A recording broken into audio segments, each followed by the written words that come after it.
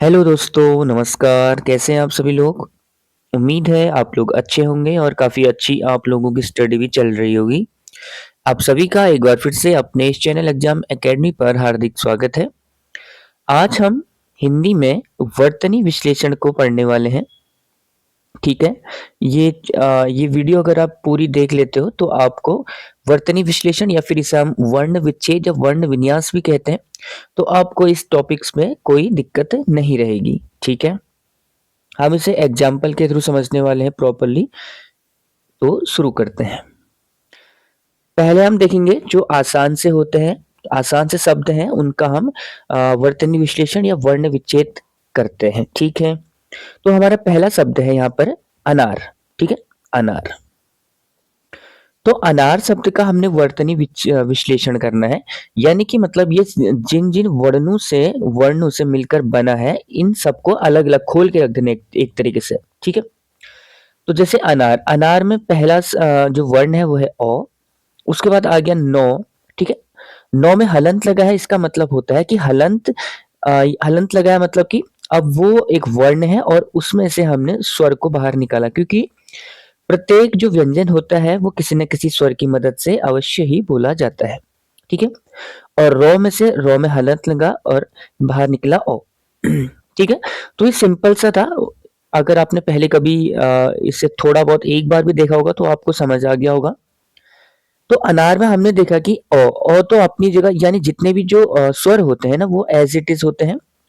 क्योंकि जो स्वर होते हैं वो बिना किसी व्यंजन के या फिर बिना किसी अन्य वर्ण के बनाए जाते हैं। ठीक है? बोले जाते हैं एक्चुअली। जबकि जो भी व्यंजन होते हैं वो स्वरों की सहायता से बोले जाते हैं।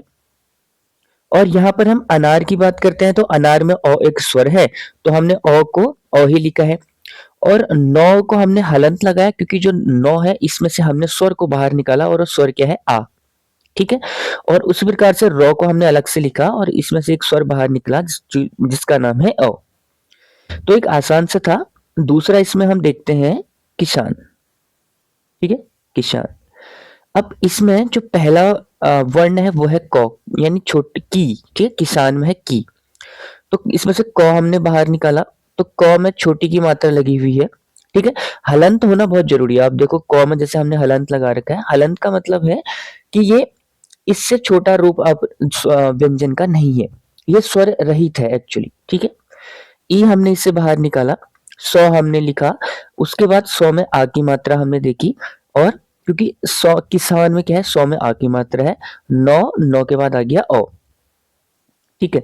अब अगला है सुमन।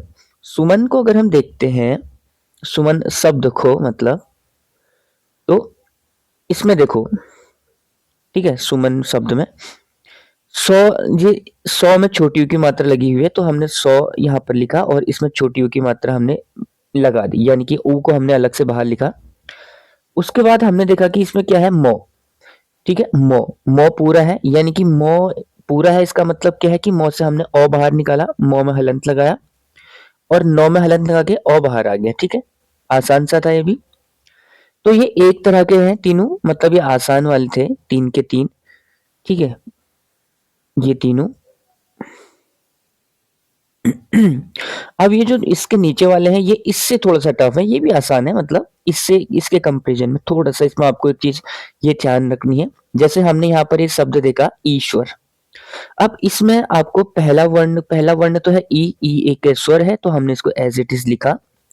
उसके बाद हमने ये सौ को ऐसे लिखा, देखो यहाँ पर ऐसा है, यानी कि यहाँ पर ये सौ है, आधा सौ तो है, लेकिन हम क्या करते हैं ना, आधा सौ को नहीं लिखते, यानी आधा कोई भी व्यंजन हम इसमें नहीं लिखेंगे। इस तरीके से जैसे कि क को हम लिखेंगे तो ऐसे लिखेंगे हलंत लगा के, ऐसे नहीं लिखेंगे। ठीक है? ऐसे नहीं लिखेंगे इसको क को। तो उसी प्रकार से हमने यहाँ पर ई के बाद हमने लिखा सौ, सौ को हमने पूरा सौ लिखा, उसमें हलंत लगाया। उसके बाद सौ के बाद सौ, देखो सौ के साथ यहाँ पर जो है उसके बाद हमने इसमें कोई सा भी स्वर बाहर नहीं निकाला है। देखो उसके बाद डायरेक्ट है वो। क्यों? क्योंकि जो ये सौ है ना ये अपने आप में अधूरा है। यहाँ पर देखो 100 अधूरा है, यानी कि मतलब ये पूरा 100 नहीं है, आधा 100 है, इसलिए इसके साथ कोई स्वर पहले से था ही नहीं, तो स्वर यहाँ आएगा भी नहीं। उसके बाद लिखा हमने व में से मात्रा निकली अ की, क्योंकि अ जो है वो जो है पूरा है, इससे एक स्वर निकला अ। और उसके बाद र ईश्वर शब्द में र जो एक व्यंजन है उसमें हमने हलंत लगाया और बाहर निकला अ। तो मतलब इसमें बस ये इससे थोड़ा-सा डिफिकल्ट इसीलिए था क्योंकि इसमें एक आधा सो है और उसी प्रकार से ये भी है, ठीक है? इक्ता, इक्ता शब्द जो है ना इसमें अगर हम देखते हैं तो ई तो एक व्यंजन सॉरी स्वर है। क देखो क हमने पूरा क लिखा है, आधा क नहीं लिखा है जैसे यहाँ पर लिखा है। इक्ता में हमने पूरा क लिखा, उसमें क में हमने हलंत लगाया, उसके बाद आया त में आ की मात्रा बाहर आ गई, ठीक है? अलग से। तो ये होते हैं वर्ण विन्यास, ठीक है? आसान है लेकिन लगभग हर पेपर में ना इससे एक क्वेश्चन तो बनता ही बनता है। तो ये आपको ध्यान रखना है। अब अगला शब्द थोड़ा-सा उससे टफ है और उसका नाम है दुश्चर, ठीक है? दुश्चर। अब देखो दुश्चर शब्द में दो तो पूरा है, ठीक है? क्योंकि हाँ, दो से हमने जो स्वर बाहर निकाला वो कौन-सा है? ऊ की मात्रा क्योंकि ये है दू, ठीक है? दो हमने हलंत लगा के लिखा तो बाहर आया ऊ, ऊ स्वर। उसके बाद सौ देखो, सौ हमने पूरा सौ लिखा इसमें हमने हलंत लगाया, ठीक है? क्योंकि यहाँ पर आधा सौ है, यहाँ पर भी हमने आधा सौ लिख दिया हलंत लगा के। अब उसके बाद कोई स्वर इसमें था नहीं, तो निकलेगा भी नहीं। तो कर शब्द आ गया उसके बाद दुष्कर। अब क में हलंत लगा दिया और उस क से आया अ, उसके बाद र से आया अ, ठीक है? तो ये आसान है, ये भी आपको ध्यान रखना है। और उसके बाद आता है जैसे ये चम्मच, चम्मच। अब चौ शब्द पूरा है चम्मच में, उसके बाद बाहर आया अ, ठीक है? क्योंकि चौ जो शब्द होता है वो चौ और अ से मिलकर बना होता है, ठीक है? और उसके बाद ये आया आधा मो और उसके बाद आया जो ये पूरा मो है इसको हमने ऐसे लिखा है हलंत के साथ और अ बाहर निकाला। अब ये आधा मो था, ठीक है? क्योंकि यहाँ पर भी हमने देखा आधा मो है तो इसको हमने खाली मो में हलंत लगा के वैसे ही लिख दिया, ठीक? अब उसके बाद जो पूरा वाला मो है चम्मच शब्द में तो ये मो आ गया, हलंत आ गई, इसके साथ बाहर हमने अ निकाला। फिर आ गया चौ, उसके बाद बाहर आ गया ओ, ठीक है? आसान है, समझ आ रहा होगा उम्मीद करता हूँ ऐसी। आप देखो ये अब उससे थोड़ा-सा टफ है, यहाँ तक ये जो हमने देखे हैं, ये एक जैसे थे, बस इनमें से मतलब इनमें कॉमन यही है कि इसमें हर इस किसी में एक आधा शब्द है, ठीक है? तो उस हिसाब से ऊपर वाले जो हमने शब्द लिखे हैं उनसे थोड़ा-सा टफ है कि आपको इसमें थोड़ा-सा ये ध्यान रखना है कि आधा क नहीं आएगा, आधा सौ नहीं आएगा, आधा मौ नहीं आएगा, मौ पूरा ही आएगा लेकिन उसमें हम हलंत लगाएँगे। इस तरह से इसे हम आधा बनाएँगे, ठीक है आधा ही एक्चुअली लेकिन आधा लिखेंगे नहीं, क को ऐसे नहीं लिखेंगे बल्कि पूरा क के साथ हलंत लगेगा। अब नेक्स्ट टाइप की ओर देखते हैं। अब ये है आपका नेक्स्ट टाइप, ठीक है? ये हमने देखा पहला शब्द इसका और वो शब्द है अंकुर, अंकुर। अब इसमें देखो इसमें ना टफ मतलब थोड़ा-सा है, इसमें ये है जिसको एक तो इसको हम सिंपली लिख सकते हैं। कैसे? अंक को हमने लिखा अंक, ठीक है? क क्योंकि क को हमने कैसे लिखा? क में हलंत लगाया और उसके बाद से जो छोटा ऊ है वो बाहर आ गया। फिर र में हमने हलंत लगाया और अ बाहर आ गया, सिंपल।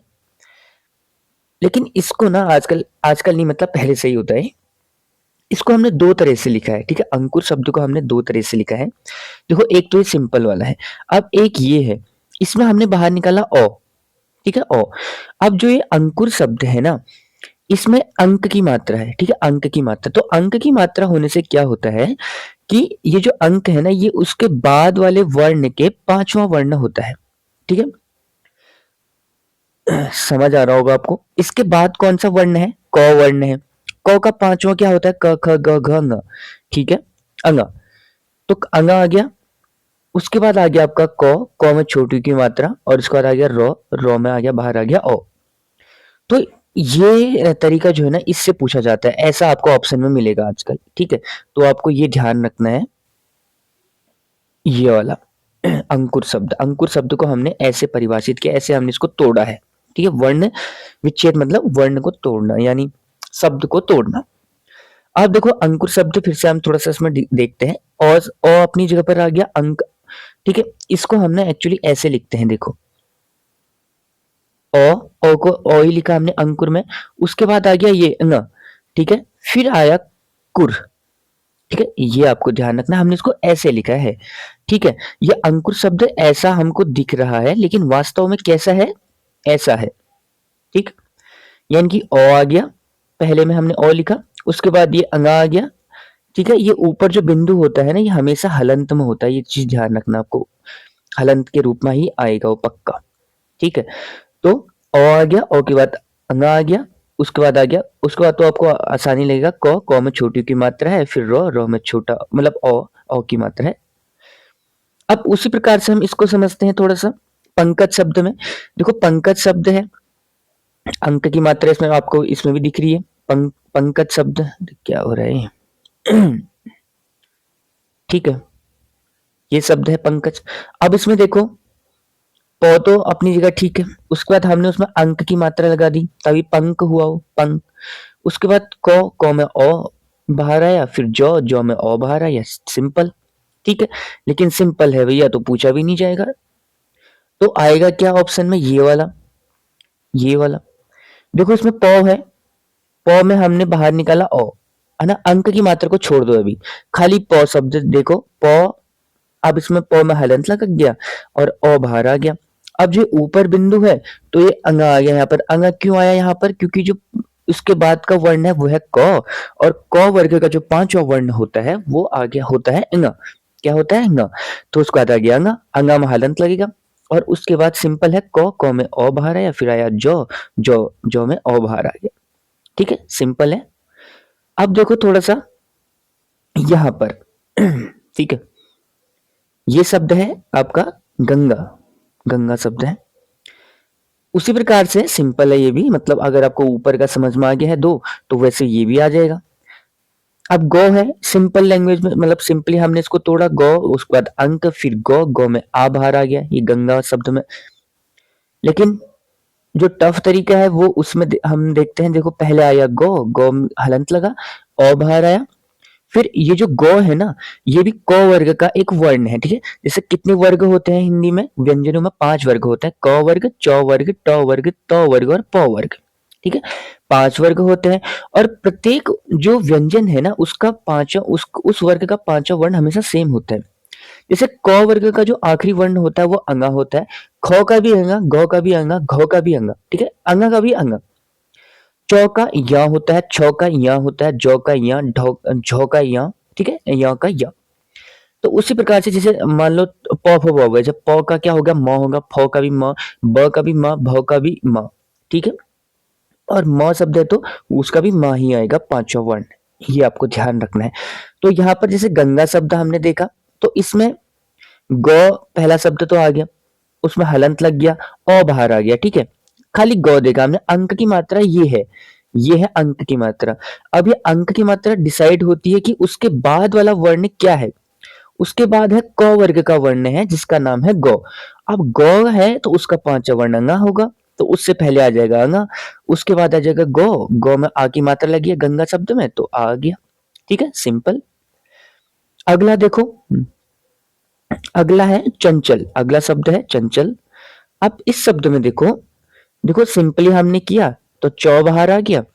ठीक है, उसके बाद अंक, चौ में अंक लिखा है यहाँ पे, चन तभी हुआ, फिर चौ में ओ आ गया, फिर लो में ओ बाहर आ गया।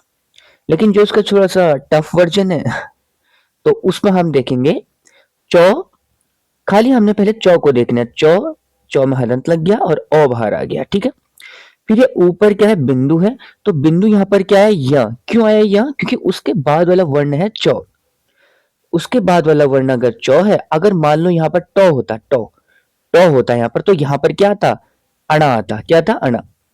लेकिन यहाँ पर है चौ, अब ये चौ है तो ये इसी का पांचवा वर्ण आएगा और वो होता है या, क्योंकि चौ छ ज झ या। ठीक है, तो ये आपको ध्यान रखना है, बाकी तो उसके बाद भी सिंपल ही हो जाता है, चौ में से बाहर आ गया ओ, लो, फिर ओ। अब एक और देखते हैं, अब है संजय ये शब्द है संजय। अब इसमें देखो 100 है, 100 के बाद हमने अंक लगा दिया सीधे, 100 में अंक की मात्रा है यहाँ पर हमको दिख रही है, उसको जो में अ, यो में औ की मात्रा है, तो ये ऐसे सिंपली हो गया।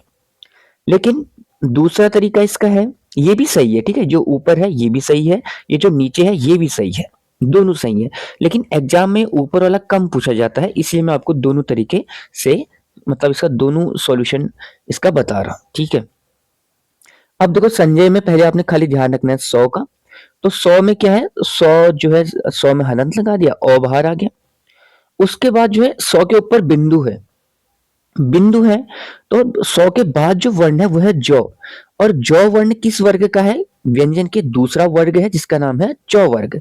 चौ छ जौ, उसका जो पांचवा वर्ण होता है वो होता है य। ठीक है, य होता है। तो जो ये ऊपर बिंदु है ना, ये यहाँ पर आ गया य के रूप में। उसके बाद हमने लिखा जौ, जौ में औ की मात्रा, यो, यो में औ की मात्रा। ठीक है, तो ये था। मतलब इसमें आपने कुल मिला के बस ये ध्यान रखना है कि इसके बाद वाला वर्ण कौन सा आ रहा है।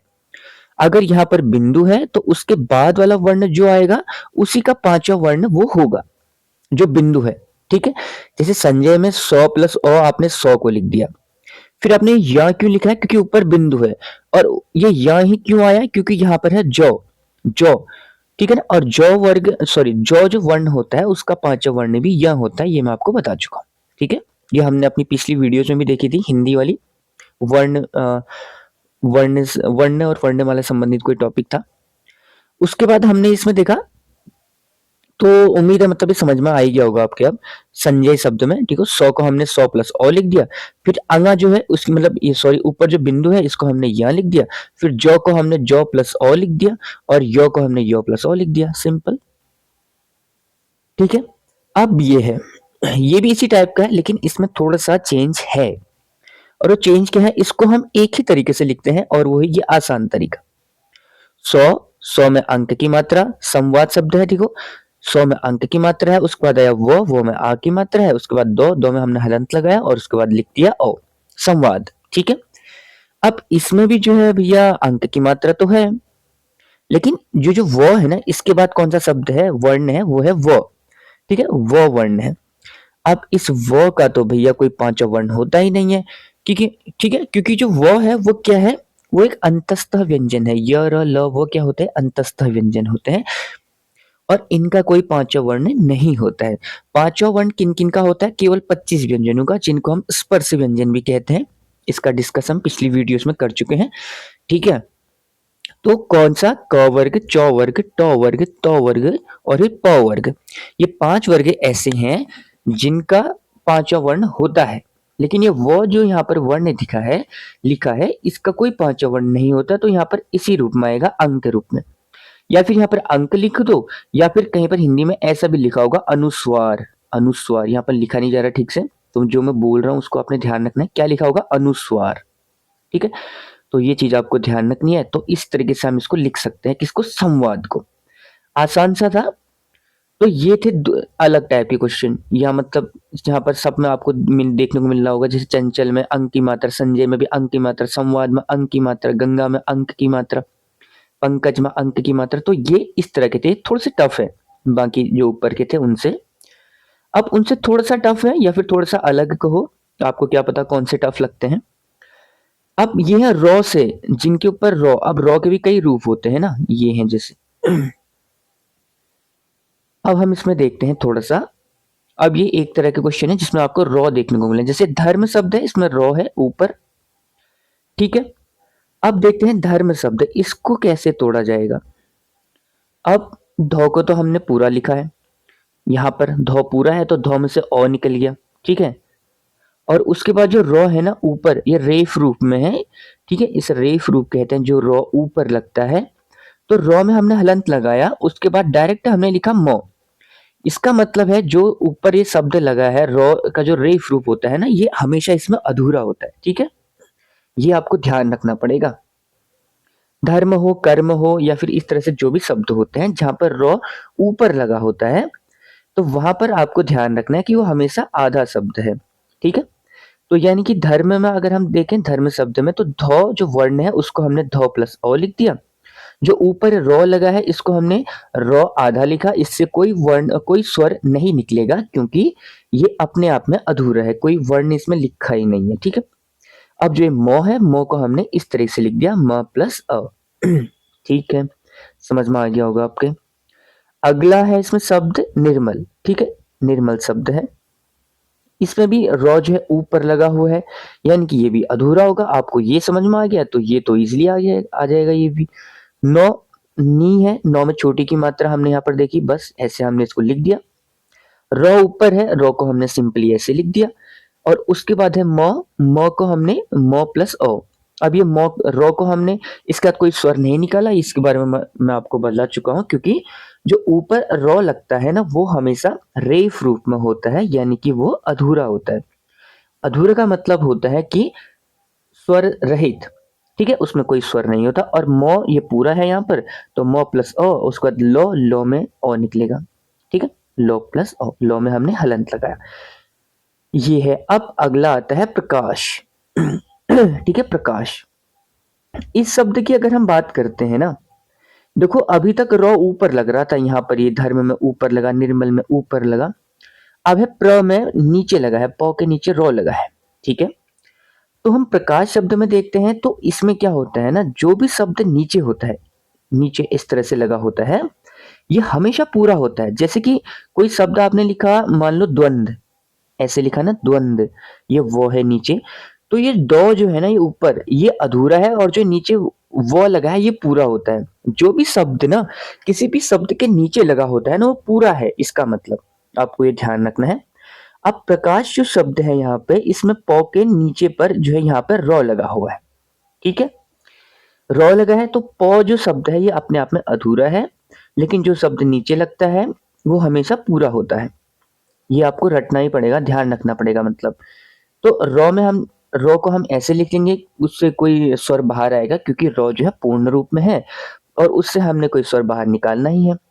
प्रकाश में कौ है, कौ में आ की मात्रा है, क्योंकि का लिखा है हमने, शौ, उसके बाद शौ है, शौ में हमने हलंत लगाया और ओ बाहर आ गया, ठीक है, सिंपल है। ध्यान रखना है, ध्यान क्या रखना है कि जब कोई रॉ सिंपली आपको दिया जाए रॉ, तो आप इसको लिखोगे रॉ प्लस ओ, ये इसका वर्ण विन्यास है या वर्ण विच्छेद है। लेकिन अगर कोई रॉ रेफ रूप में हो, यानी कि ऐसे हो, तब आप क्या लिखोगे, खाली रॉ, क्योंकि ये इतना ही है, इससे कोई स्वर नहीं निकलेगा। लेकिन अगर कोई रॉ इस तरीके से हो, नीचे लगा हो, तो तब आप इसको कैसे तोड़ोगे, रॉ प्लस ओ, क्योंकि ये जो है पूर्ण रूप में होता है। और ये जिस शब्द के वहां पर लगा होता है, उस जिस शब्द में ये नीचे कोई शब्द, कोई अन्य शब्द लिखा होता है ना, तो उसके ऊपर लिखा हुआ शब्द हमेशा अधूरा होता है। जैसे प्रकाश में हमने देखा प जो है अधूरा है, रो पूरा है, ठीक है, ये आपको ध्यान रखना है। अगला है इसमें अभद्र, ठीक है, अभद्र, अभद्र शब्द है। अब इसमें देखो, अभद्र में इसमें भी रो नीचे है, ठीक है, और सिंपली हमने लिख दिया, इससे कोई स्वर, क्योंकि ये अपने आप में एक स्वर है, तो इसको हमने एज इट इज ऐसे लिख दिया। भौ को हमने लिखा ऐसे, भौ प्लस ओ, ठीक है, भा होता तो भौ प्लस आ लिखते, भी होता तो भौ प्लस छोटी ई लिखते, बड़ी मतलब भी होती तो भौ प्लस बड़ी ई, तो इस तरीके से हम इसको लिखते हैं। अब उसका दो देखो, दो हमने लिखा है, उसके बाद देखो दो के बाद ना कोई स्वर नहीं निकला है, देखो उसका डायरेक्ट हमने रो लिखा है। तो मैं बता चुका हूं आपको कि जो ये नीचे रॉ लगता है तो वो हमेशा पूर्ण रूप में होता है, और जिस वर्ण के नीचे पर वो लगता है वो वर्ण अधूरा हो जाता है, ठीक है।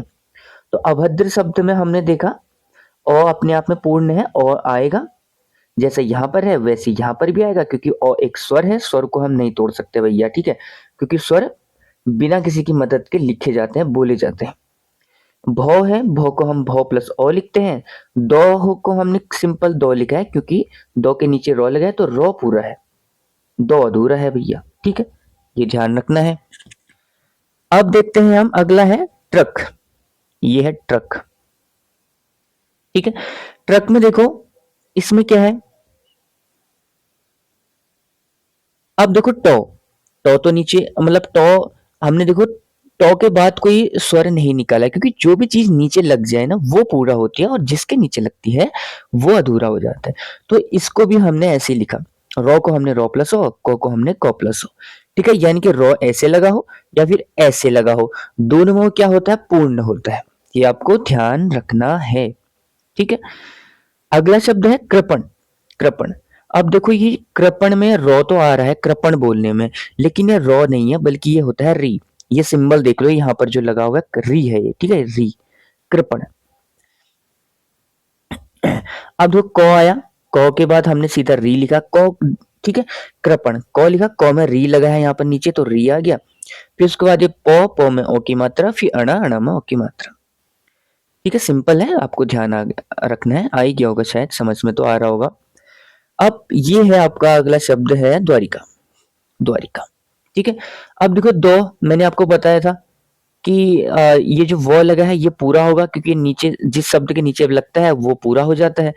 तो ये वो जो है पूरा हो गया। अब ये दो जो है आधा है बेचारा, ठीक है, मतलब बेचारा तो क्या, तो ये दो आधा है, इसको हमने ऐसे ही लिखा, इससे कोई स्वर बाहर नहीं निकलेगा।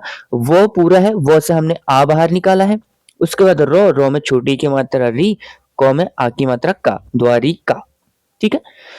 ये आपको ध्यान रखना है। अब अगला शब्द है, ये थोड़ा सा अलग है इन सब से। अब ये आ गया आपका क्लिष्ट, ठीक है। क्लिष्ट, पता नहीं ऐसा नाम का कोई शब्द होता है नहीं होता, मैंने एग्जाम्पल की दृष्टि से बनाया है, ठीक है। अब देखो यह है जैसे क्लिष्ट। अब आपको इसमें ध्यान रखना है कि जैसे जो वर्ण यहाँ पर आपको दिख रहा है ना, क आधा है, आधा दिख रहा है, तो हमने क को आधा ही लिखना है। जो भी शब्द आधा होता है ना, जैसे कि हमको यहाँ पर क्या दिख रहा है, देखो ये क में छोटी की मात्रा लगी है ना, ऐसा नहीं होता है, लेकिन एक्चुअली जो मात्रा होती है ना, उसके बाद वाला जो शब्द पूर्ण शब्द है ना, उसमें वो मात्रा लगी होती है। यानी कि जो शब्द आधे होते हैं ना, उनमें कोई भी मात्रा नहीं लगी होती है। भले ही हम लिखते इस तरीके से हैं, लेकिन वो मात्रा उसके बाद वाले वर्ण में होती है। यानी कि क्लिष्ट शब्द की अगर हम बात करते हैं तो लौ जो वर्ण है ना यहाँ पर, इसमें जो है ये मात्रा लगी हुई है, ठीक है, ना कि क में लगी हुई है। ये आपको ध्यान रखना है भैया। तो देखते हैं क्लिष्ट में क हमने लिखा है, क अधूरा है, यहाँ पर हमको साफ साफ दिख रहा है क आधा है। तो जो मात्रा ई की मात्रा लगी है ये क में तो हो ही नहीं सकती, क्योंकि जो भी शब्द आधे होते हैं वो मात्रा विहीन होते हैं। अब ये है आपका लौ, लौ में छोटी की मात्रा है, ठीक है। हम उसको पढ़ते कैसे हैं, क्लिष्ट, ठीक है, या कलिष्ट, ऐसे भी। तो लौ में ई की मात्रा होगी, उसके बाद आ गया सौ, सौ में हम देख चुके हैं, सौ को हमने पूरा लिखा है, लेकिन इसमें हमने हलंत लगाया, ऐसा वाला आधा वाला नहीं चलेगा। टो के बाद आ गया ओ, ठीक है। आसान है, आप इसको समझने की कोशिश कीजिए, तो बहुत आसान है, ठीक है, और बहुत इंपॉर्टेंट भी है एग्जाम की दृष्टिकोण से। तो उम्मीद है आपको ये समझ में ये मतलब ये वर्ण विच्छेद आपको समझ में आ रहा होगा। अब ये थोड़े से अलग टाइप के आ गए भैया, ठीक है। जैसे अभी तक तो आपको सिंपली दिख रहा होगा, अब थोड़ा सा क्या है ना, अब ये है संयुक्त व्यंजन। अब इनसे रिलेटेड अगर कोई शब्द बनता है तो इनको ऐसे तोड़ेंगे हम। श को हम लिखते हैं क प्लस पेट कटा सौ प्लस ओ, यानी पेट कटा सौ मतलब मूर्धन्य श, ठीक है। श को हमने लिखा क प्लस मूर्धन्य श प्लस ओ, ठीक है। या फिर इसको आप ऐसे भी लिख सकते हो, क प्लस मूर्धन्य श, ठीक है। इसमें हलंत नहीं लेगा, लेकिन अगर आप इसमें हलंत लगाओगे तो उसके बाद आपको अ बाहर निकालना पड़ेगा। अब त्र में, त्र कैसे बनता है, तो प्लस रो, ठीक है। कैसे बनता है, तो प्लस रो प्लस ओ, ठीक है, ध्यान रखना है। और ज्ञा कैसे बनता है, ज प्लस य प्लस ओ, ठीक है। ये ऐसे ही पूछे जाते हैं एग्जाम में कि ज्ञ को बताओ भैया, कौन चार ऑप्शन दे देगा यही, या जो प्लस यो प्लस कुछ भी बोल देगा। एक ऑप्शन ये होगा, ये आपको देखना होगा कि जो ज्ञ एक संयुक्त व्यंजन है वो किन किन व्यंजनों की मदद से बना है। तो ये इसका सही आंसर होगा, ज प्लस य प्लस ओ, क्या बना है इससे मिलकर के ज्ञ। अगला है स्रो, स्रो, ठीक है, ध्यान रखना है स्रो। तो ये कैसे बना है, तालव्य शो प्लस रो प्लस ओ, ठीक है। ये सब इंपॉर्टेंट है, ये आपको ध्यान रखना है, ये आपको याद करने पड़ेंगे कैसे भी। अगर आपको ये याद होंगे ना, तभी आप इससे जो बनने वाले शब्द हैं उनको आप सीख पाओगे, ठीक है। तो अब इन्हीं से रिलेटेड शब्द मैंने यहाँ पर लिए हैं। जैसे पहला शब्द है कक्षा। क्या है, कक्षा। कक्षा में देखो क तो पूरा है, पूरा है तो भैया ओ आएगा बाहर क में। अब उसके बाद देखो श, श को हमने लिखा है क प्लस सौ प्लस आ, श, ठीक है। देखो यहाँ पर देखो, यहाँ पर देखो 100 को हमने कैसे लिखा, क प्लस सौ प्लस ओ। अब यहाँ पर हमने ओ इसलिए लिखा है क्योंकि यहाँ पर श है। अब यहाँ पर हमने आ की मात्रा इसलिए लगाई है क्योंकि भैया यहाँ पर कक्षा है, श आ की मात्रा है, ठीक है। तो कक्षा, दीक्षा, इस तरह के जो भी शब्द होंगे ना, उसमें उस शब्द का वर्ण विच्छेद करने के लिए आपको पता होना चाहिए भैया कि जो श है ये कैसे बना है। तो श कैसे बना है, क प्लस सौ प्लस ओ। तो वैसे ही कक्षा कैसे बन गया, क प्लस ओ आ गया क का, श को हमने तोड़ा क प्लस पेट कटा सो यानी मूर्धन्य सो प्लस आ, ठीक है, कक्षा। उसी प्रकार से अब देखते हैं त्रिशूल। त्रिशूल में देखो तो प्लस आ गया आपका रो, ठीक है। क्योंकि त्रो है, पहले हमको देखना है त्रो। त्रो कैसे बनता है? तो प्लस रो, दोनों में हलंत है, देखो तो में भी हलंत है, रो में भी हलंत है। उसके बाद ई की मात्रा है तो ई आ गया यहाँ पर, ठीक है, त्रि हो गया। फिर आ गया शौ, शौ में आ गया बड़ा ऊ, त्रिशूल, लौ, उसके बाद आ जाएगा ओ, ठीक है, ये भी आपको ध्यान रखना है। तो त्रिशूल, त्रिशूल शब्द की जब तक आपको त्रो को पता नहीं होगा ना, त्रो कैसे बना है, त्रो बना है तो प्लस रो प्लस ई, ठीक है, त्रि सॉरी त्रि बना है इसे तो प्लस रो प्लस ई, त्रो होता था तो प्लस रो प्लस ओ, ठीक है, ध्यान रखना है आपको। देखो त्रो कैसे बना है, तो प्लस रो प्लस ओ। तो ये आपको त्रि का पता चल गया, तो सूल का तो पता ही चल जाएगा, क्योंकि बाकी सारे सेंट जो हमने अभी ऊपर देखे हैं वो सब ऐसे ही मिलकर बने हैं, ठीक है।